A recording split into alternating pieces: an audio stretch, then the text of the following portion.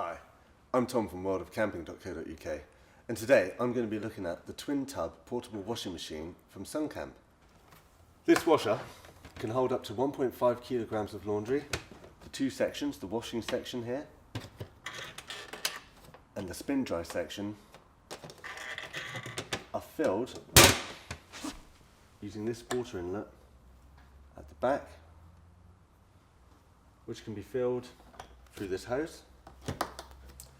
It is mains powered using a 230 volt mains, and it has a drainage hose at the back.